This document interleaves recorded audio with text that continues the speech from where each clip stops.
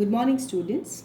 Today we are taking very important topic. That's very important topic of rotational motion. Motion of a cylinder rolling without slipping on an inclined plane, or motion of a cylinder rolling without slipping on down a ramp. Ramp or inclined plane, one and the same thing. For it, first of all, we will show an inclined plane. Let it be like this, and a cylinder is rolling down this ramp, this inclined plane. So consider a solid cylinder of mass m, radius r. This is radius r, rolling down an inclined plane of inclination theta without slipping. So first of all, when we are considering its motion and it is moving downward, its acceleration will be downward. So what are the various forces acting on the body? सबसे पहले जो cylinder role down कर रहा है उस पर कौन कौन से फोर्सेस लगेंगे? तो कोई भी बॉडी हो, हमेशा चाहे वो इंक्लाइन पर हो या प्लेन सरफेस पे, सबसे पहला फोर्स लगता है weight of the body, weight of the cylinder acting vertically downward. Second, normal reaction R, that is perpendicular to inclined plane. And third, this will be frictional force, that is force of friction act tangentially. It is acting in the upward direction. So let me show it in the figure. As this is a cylinder, so weight mg act vertically downward. Now reaction, as it is perpendicular to the plane, so normal reaction here. And the cylinder is moving down the plane, so frictional force, it will act in the upward direction. Let it be denoted by this F. Now,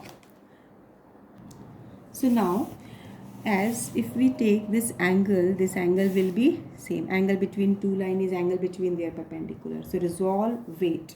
When you are resolving, this component is mg cos theta, and its perpendicular component, this perpendicular component that is along the inclined plane, it is mg sin theta. So on resolving, these are two perpendicular components.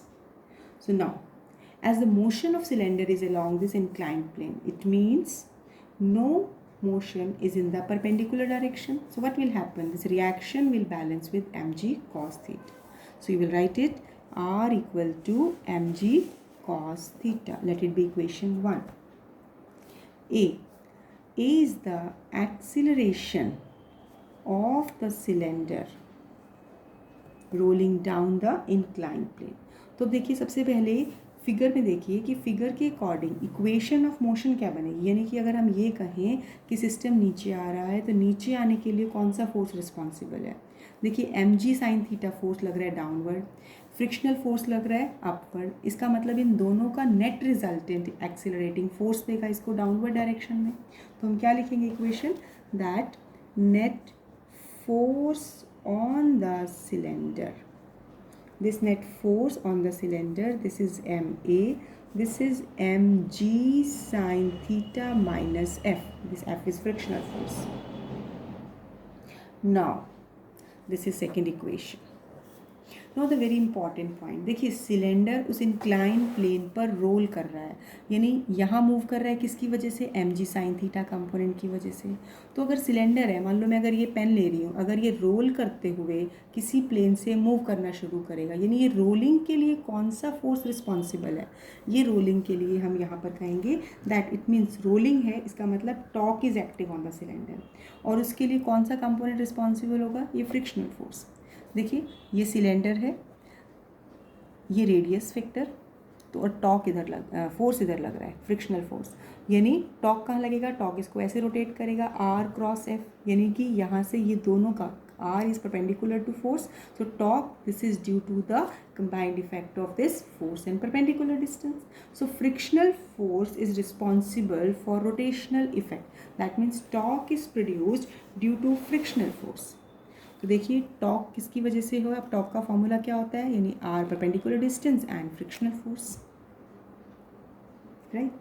And we also know torque is related to moment of inertia and angular acceleration. अभी last lecture में हमने ये define किया था, इसको derive किया था. Then torque is equal to product of moment of inertia and angular acceleration. अब एंगुलर एक्सेलरेशन को हमें लीनियर एक्सेलरेशन की फॉर्म में कन्वर्ट करना है. तो एंगुलर एक्सेलरेशन और लीनियर एक्सेलरेशन का क्या रिलेशन होता है? A equal to r alpha. तो यहाँ से एल्फा क्या हो जाएगा? A upon are.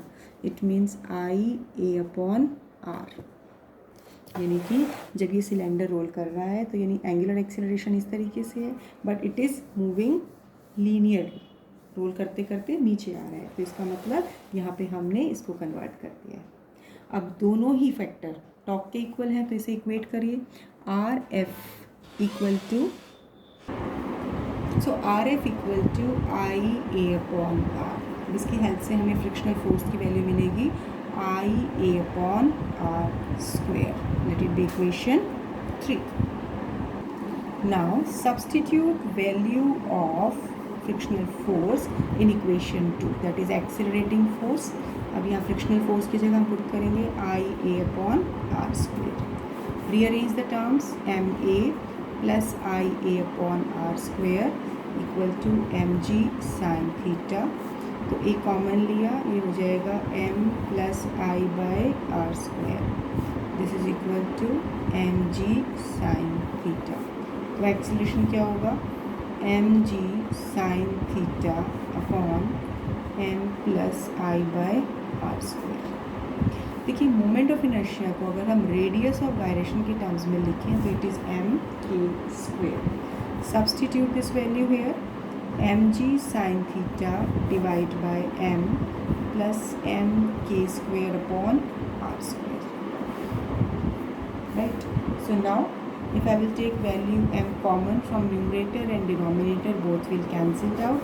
What we will get, this is in the denominator 1 plus k square by r square. तो यहाँ से एक रिजल्ट जो आपको लर्न करना है directly, a equal to g sine theta 1 plus k square upon r square. Numericals में directly use करेंगे.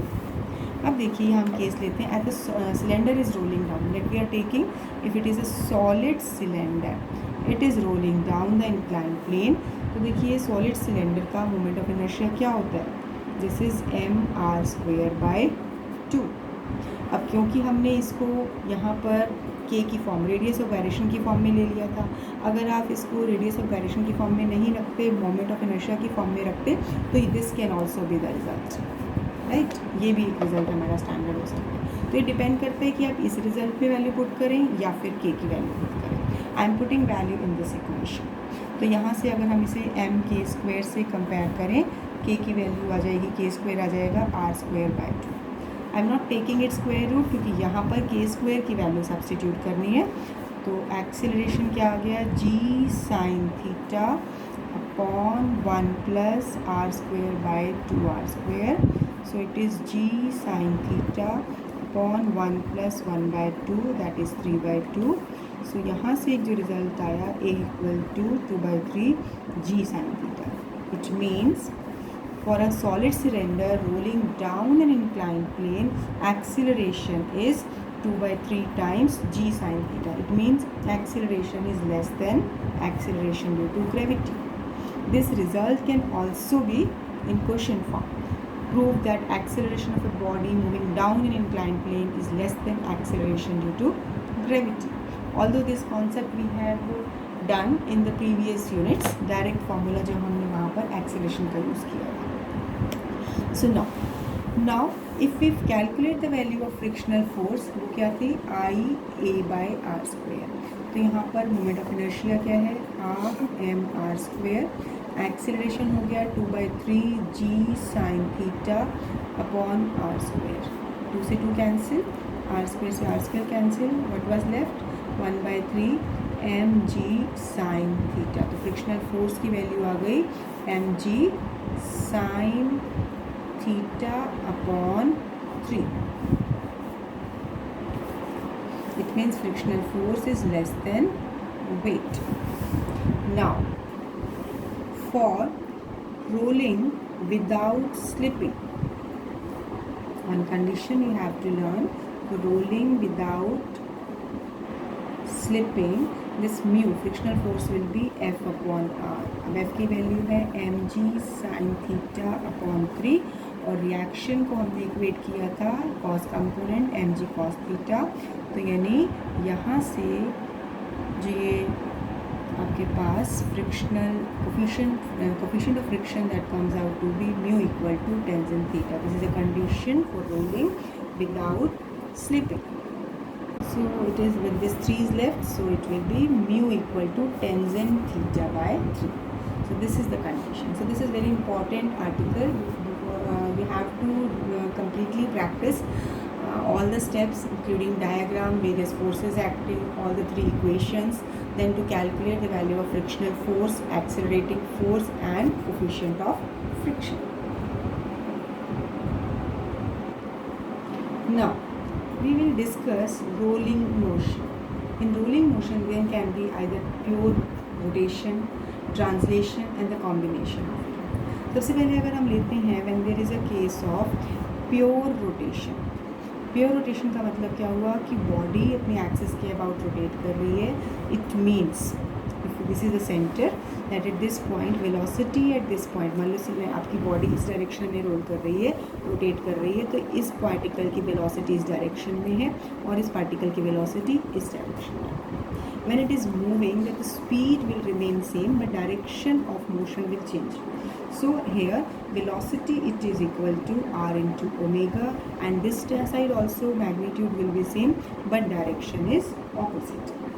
Here every point on the wheel rotate about its center with angular speed omega, जबकि centre point क्या है, rest पर रहेगा. यानी हर particle इस body का रोटेट करते हुए सेम एंगुलर स्पीड से मूव करेगा. अब अगर हम कहते हैं प्योर ट्रांसलेशन, ऑल्दो हम अगर व्हील को ही ट्रांसलेशन मोशन कराएंगे तो क्या होगा, एक तरह से स्लाइडिंग वाला केस हो जाएगा.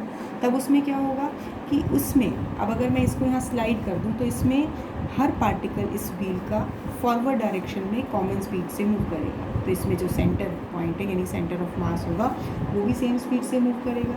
तो अगर हम ये कह दें कि ये वेलोसिटी भी हो जाएगी r omega, this is also r omega, this will be r omega. यानी ट्रांसलेशनल मोशन में we can say as the wheel does not rotate, every point on the wheel move linearly with the same speed, so does the centre of mass of the wheel does.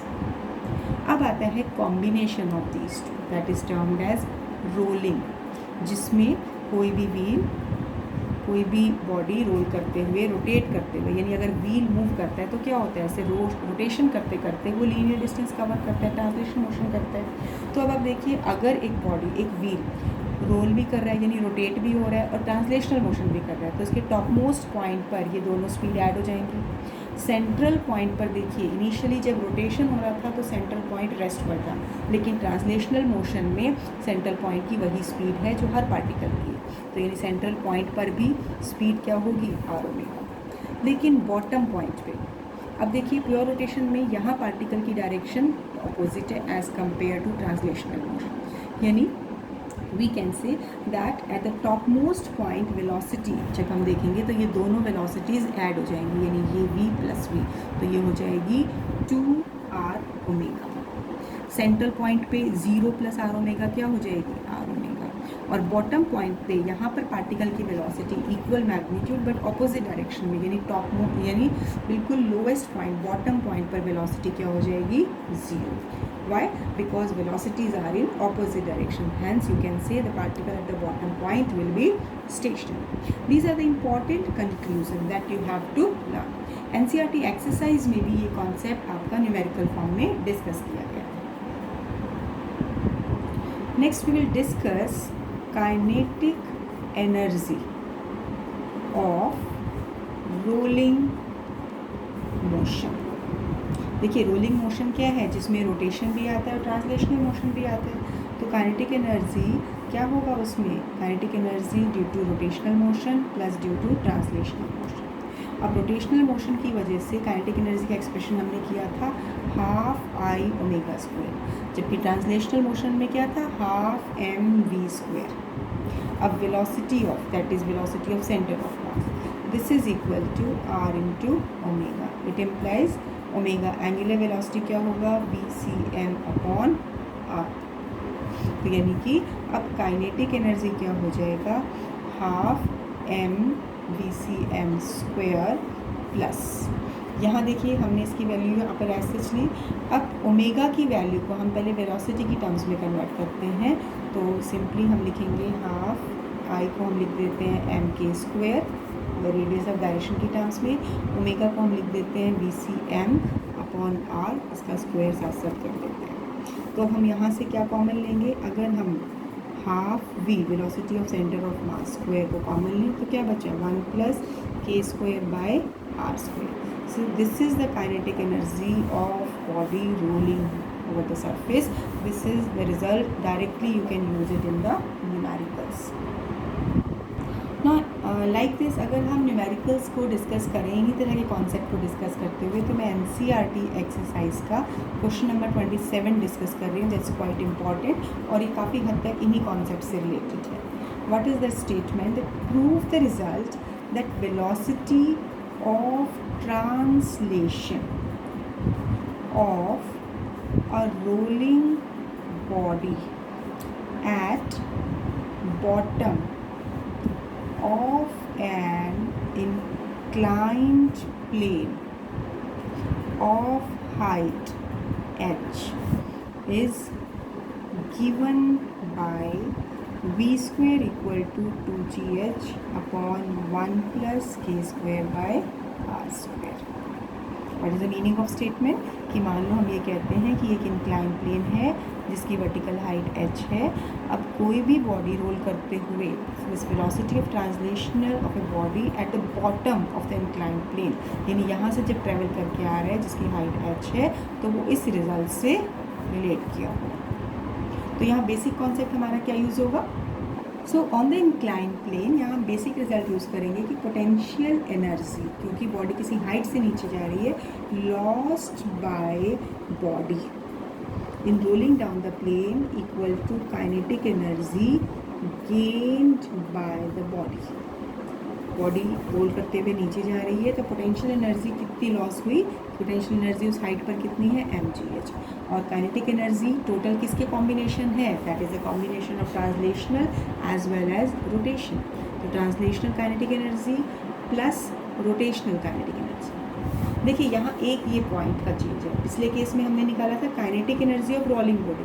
अब हम कह रहे हैं कि अगर कोई body इस particular height से रोल कर रही है तो उस वेलोसिटी को हम हाइट से कैसे रिलेट करें। तो यहाँ पर देखिए अब सेम स्टेप हम करेंगे जो हमने पिछले टॉपिक में किए थे, वही all the same steps but in terms of height. तो अब यहाँ पर मोमेंट ऑफ इनर्शिया अगर हम बॉडी का यूज़ करें तो हो जाएगा mk², ओमेगा को चेंज करें तो हो जाएगा v², this is your r²।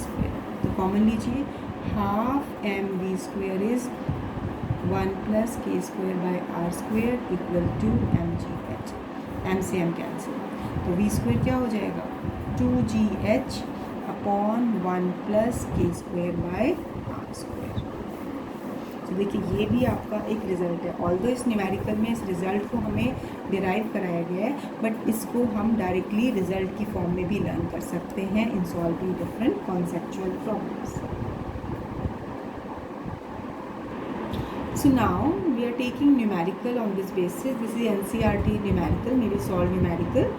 This is important type. 3 bodies, a ring, a solid cylinder and a solid sphere, roll down the same inclined plane without slipping. They start from rest and the radii of bodies are identical. This is given. Which of the bodies reaches the ground with maximum velocity? अब आपको बताना है कि तीनों bodies same incline plane same height से जब fall करते हैं तो तीनों में से कौन सा सबसे पहले पहुंचेगा, किसकी स्पीड ज़्यादा होगी। देखिए इस न्यूमेरिकल को सॉल्व करने के लिए हम 2 मेथड यूज़ कर सकते हैं। एक अभी जो मैंने पिछले न्यूमेरिकल में आपको वेलोसिटी और हाइट का रिलेशन बताया था, वहाँ से भी कर सकते हैं, और उससे अलावा दूसरा मेथड हम यूज़ कर सकते हैं जो हमने एक डेरिवेशन किया है कि motion of a cylinder rolling down the incline plane, वहाँ जो एक्सेलरेशन का रिजल्ट है उससे भी आप कर सकते हैं। It's your choice which method you will use. So as per the statement, this ring, solid cylinder and and a solid sphere. These three are rolling down the same plane. They start from rest. Initial speed सबकी 0 है और their radii are identical, यानी radii भी सबका हम same लेके चलेंगे. तो सबसे पहले हमें देखना है हम कौन सा मेथड यूज़ करें. ये आप चाहें तो इस फॉर्मूले से कर सकते हैं और मैं आपको दूसरे मेथड से भी बता सकती हूँ. A = g sin theta upon 1 + I by mr². यानी जो हमारा रिजल्ट था ये कैसे आया था. एक्सेलरेशन की वैल्यू क्या थी, mg sin theta divide bye m + I by r². अब अगर इसमें हम m कॉमन ले लेंगे तो यहाँ m कॉमन लेने पर क्या होएगा, 1 + I by mr². यानी ये एक रिज़ल्ट हो जाएगा. ये रिज़ल्ट भी आपका यूज़ हो सकते हैं और इससे भी कर सकते हैं. करना क्या है इसमें आपको वैल्यूज़ पुट करनी है सिर्फ मोमेंट ऑफ इनर्शिया की तीनों अलग अलग बॉडीज़ के लिए जो हमने डायरेक्ट रिजल्ट याद किया. सबसे पहले अगर हम लेते हैं रिंग का केस. रिंग का मोमेंट ऑफ इनर्शिया होता है mr². ठीक है, तो अब इसकी वैल्यू हम यहाँ पुट कर दें तो एक्सेलरेशन हो जाएगा g sin theta upon 1 + mr² upon mr². This is g sin theta upon 1 + 1, that is g/2 sin theta, यानी कि 0.5 g sin theta. Now for solid cylinder. अब सॉलिड सिलेंडर का मोमेंट ऑफ इनर्शिया क्या होता है, this is mr²/2. तो उस case में एक्सेलरेशन जब हम निकालेंगे तो यहाँ वैल्यू पुट कीजिए इस रिजल्ट में. I की जगह आपने mr²/2 पुट किया तो यहाँ mr² कैंसिल हो जाएगा. क्या बचेगा, 1/2. एलसीएम लोगे 3/2. It will be 2/3 g sin theta, यानी ये हो जाएगा 0.6 g sin थीटा. अब आ गया सॉलिड स्फीयर. सॉलिड स्फीयर के केस में हमारे पास मोमेंट ऑफ इनर्शिया होता है 2/5 mr². तो अगर इस वैल्यू को हम पुट करते हैं तो एक्सीलरेशन हो जाएगा g sin theta upon 1 + 2/5. mr² से mr², स्मॉल आर है स्मॉल आर ही रहने देते हैं, कैंसिल हो जाएगा. तो ये हमारे पास हो जाएगा 7/5, that is 5/7 g sin theta और ये हो जाएगा 0.7 g sin थीटा.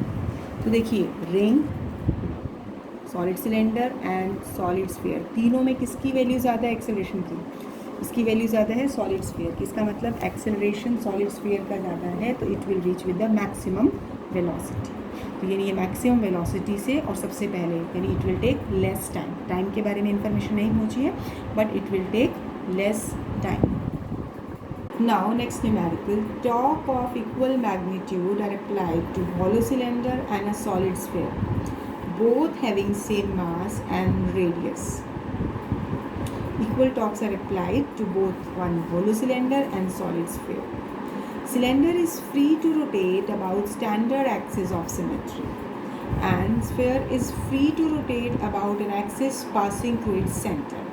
दोनों अपनी एक्सिस के अबाउट फ्रीली रोटेट कर रहे हैं. Which of the two will acquire greater angular speed after a given time? See, just go through the statement. Statement में जो हमें डेटा गिवन है उसी के बेसिस पर हम फाइनल इसका आंसर निकाल सकते हैं. And this is NCERT exercise question. हमें गिवन क्या है कि दो अलग अलग बॉडीज़ पर इक्वल टॉर्क लगाया है, यानी टॉर्क सेम लगाया है. अब टॉर्क को हमें उन दोनों बॉडीज़ के लिए अलग अलग वैल्यूज़ के फॉर्म में एक्सप्रेस करना है.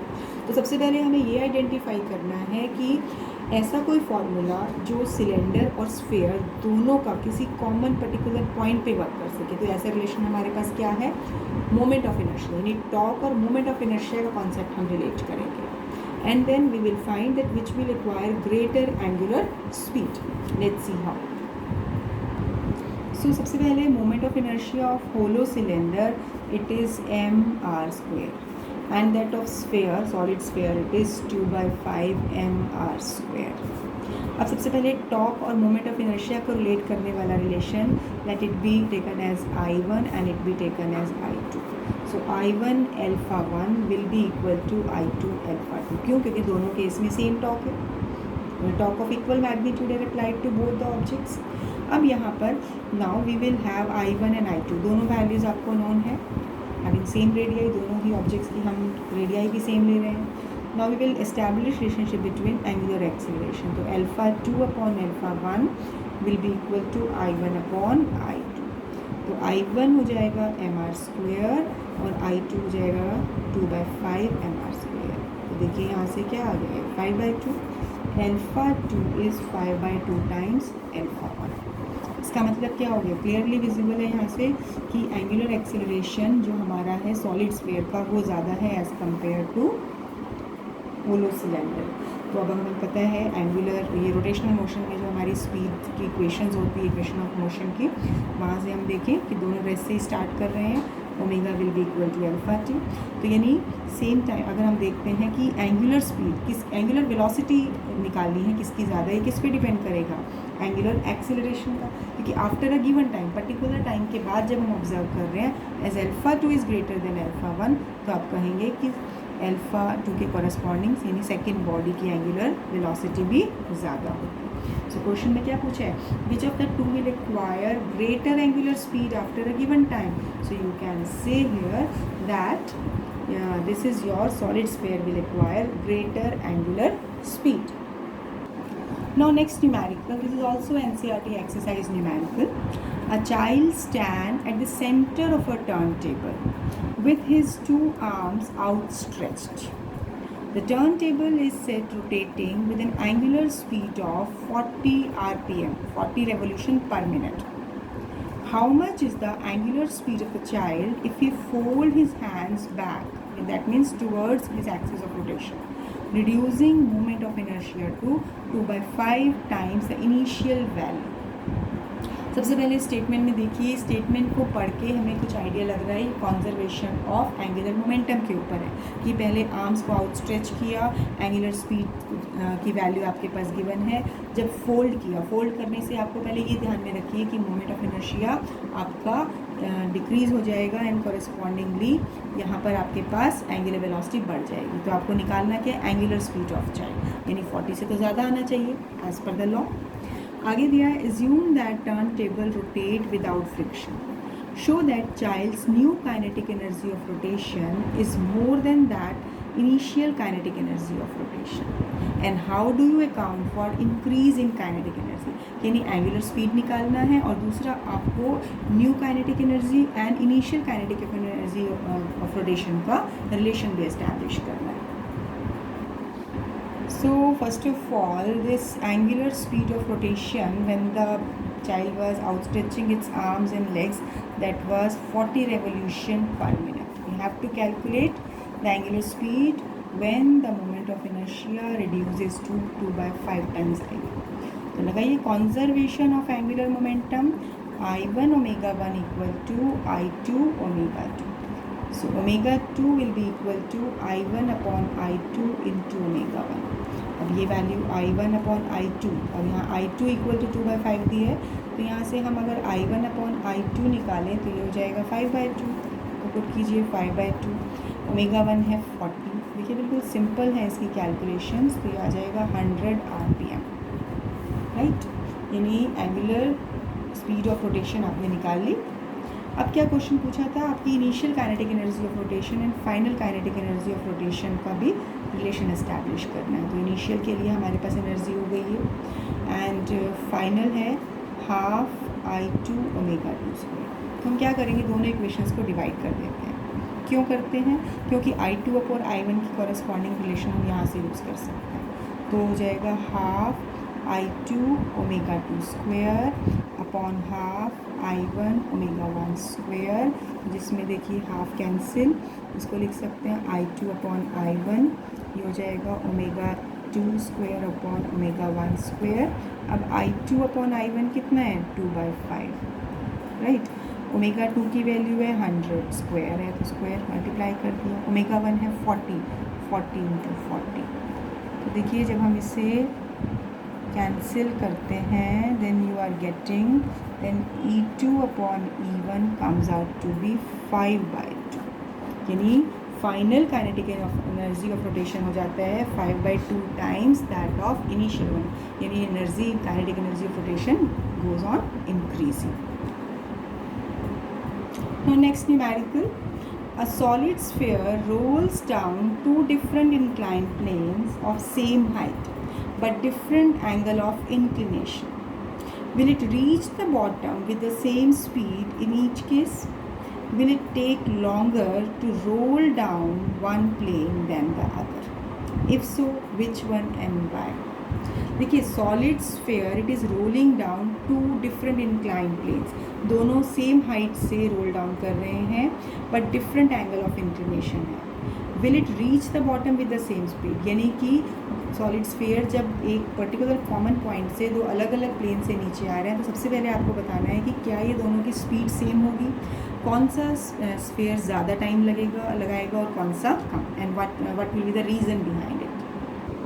See, this kind of concept you have done in the previous unit, that is work energy power. वहाँ पर भी हमने इसी तरह का एक कॉन्सेप्ट यूज़ किया था NCERT एक्सरसाइज में. वही कॉन्सेप्ट हम यहाँ पर भी यूज़ करेंगे. देखिए एक स्फेयर अगर कोई भी बॉडी यहाँ से रोल डाउन कर रही है और another is going through this, both angles are unequal, θ1 θ2 different. अब हमें सबसे पहले ध्यान रखना है कि हमें क्या क्या फाइंड आउट करना है कि बॉटम पॉइंट पर आके उनकी स्पीड क्या होगी. तो सबसे पहले एक रिजल्ट जो हमने डायरेक्टली ऑब्टेन किया था कि v² equal to 2gh upon 1 plus k² by r². देखिए वर्टिकल हाइट सेम है, two identical spheres are rolling down the plane.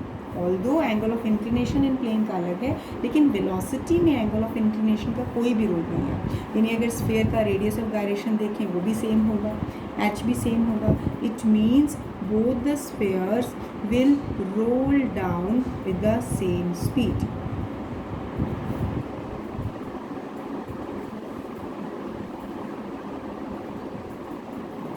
अब आता है कि which will take more time and which will take less time. अब another relation we have also done, that is A equal to g sin theta divided by 1 plus k² by r². अब इस case में देखिए acceleration proportional है जी sine theta का. और अगर आप पिछले यूनिट वाला रिजल्ट भी देखिए, न्यूमेरिकल में हम एक्सीलरेशन का जब आप एक्सप्रेशन करते हैं तो acceleration proportional to g sine theta हम डायरेक्टली भी ऑब्टेन करते हैं. वहाँ इक्वेशन ऑफ मोशन निकालेंगे तो वहाँ से भी हम देख सकते हैं, नहीं तो हम यहीं से यूज़ करते हैं. तो अब देखिए हमारे पास जनरल इक्वेशन क्या होती है, v equal to u plus a t. Initially both are starting from the rest and what will be the velocity. Velocity same, दोनों की वेलोसिटी सेम है, दोनों रेस्ट से स्टार्ट कर रहे हैं, u0 है. इसका मतलब v इक्वल टू हो गया 80. यानी दोनों स्फीयर के लिए v तो कांस्टेंट है. What does it mean? It means that time into a, this is constant, so it means time is inversely proportional to acceleration. It means it is inversely proportional to g sin theta. What we conclude, जिसका angle of inclination, जिस plane का angle of inclination ज़्यादा होगा वहाँ time कम लगेगा and vice versa. So hence sphere will take longer time to roll down the plane with smaller inclination. यानी अगर हम ये कहें इस केस में इफ़ θ1 ग्रेटर देन θ2, तो θ1 ज़्यादा है, और हम ये कहें ये फर्स्ट स्फेयर है, यहाँ सेकेंड स्फेयर है, तो आप कहेंगे θ1 ग्रेटर है तो time let it be t1, it be t2. So time for first sphere will be less as compare to second. कि जिसका इंक्लिनेशन ज़्यादा होगा उसमें टाइम कम लगेगा, जिसका इंक्लिनेशन ज़्यादा होगा उसमें टाइम, जिसका इंक्लिनेशन कम होगा उसमें टाइम ज़्यादा लगेगा. यही रिजल्ट हमारे पास आया है. So first sphere will reach earlier. Time कम लगने का मतलब that will reach earlier. Now next numerical we are taking, let me take an object moves up a plane. This is kind of plane, this is a kind of curve. An object moves up a plane of given height. This height is given, this is 3v² by 4g. Now what you have to do, that you have to identify this object. ये आपका ball है, spherical है, cylindrical है, या आपका ring या disc, क्या object है. यानी object moves up this incline, this plane, not incline, ये कर्व प्लेन है, इसके ऊपर ये रोल करते हुए ओमेगा एंगुलर वेलोसिटी है एंड v लीनियर वेलोसिटी है, ये इसके ऊपर जाता है. जिस प्लेन की हाइट गिवन है 3v² by 4g. तो देखिए बेटा, इस कॉन्सेप्ट को करने के लिए पहले दिमाग में क्लियर कीजिए कि हम क्या कॉन्सेप्ट यूज़ करें. यहाँ पर वेलोसिटी v है तो हम लगाएंगे, क्योंकि ये जो बॉडी है ये रोल करते हुए ऊपर जाएगा, that means total energy will be equal to, kinetic energy will be equal to sum of kinetic energy of translation and kinetic energy of rotation, and this is equal to mgh, यानी we will use conservation of energy. अब यहाँ पर further we don't know the moment of inertia of the body, क्योंकि हमें body का type पता ही नहीं है। तो इसका मतलब अगर हम बॉडी को आइडेंटिफाई करना चाहते हैं तो उसका मोमेंट ऑफ इनर्शिया निकाल सकते हैं, तो लेट इट बी आई। अब ओमेगा को हम v की टर्म्स में रखें तो v²/r², r हमने क्या लिया, इस बॉडी का रेडियस, तो ये हो गया mgh की वैल्यू यहाँ लगा दीजिए, सब्स्टिट्यूट कर रहे हैं हम यहाँ पर, जिससे कि कॉमन फैक्टर कैंसिल हो गए। अब यहाँ पर देखिए ये हो जाएगा, हाफ कॉमन लेंगे तो हो जाएगा m, हाफ v² भी कॉमन ले सकते हैं, तो यहाँ से हम कॉमन लेते हैं हाफ v², क्या टर्म बचेगी m + i/r², यहाँ से रह जाएगा m 3m/2 v²/2, देखिए v²/2 कैंसिल, तो अब हमारे पास यहाँ से m + i/r² = 3m/2। So from here i/r² = 3/2m minus m, this is m/2। तो यहाँ से देखिए मोमेंट ऑफ इनर्शिया क्या आ रहा है, mr²/2। So now you can easily identify the body. अब यहाँ पर बॉडी में देखिए मोमेंट ऑफ इनर्शिया बॉडी का mr²/2 किसका इसमें होता है, this is the moment of inertia of either the disc और सॉलिड सिलेंडर। कोई भी एक आंसर हो सकता है इस केस में आपके पास। Both the bodies are rolling down, rolling up the plane along that curved path, so this will be the body can be either a disc or solid cylinder।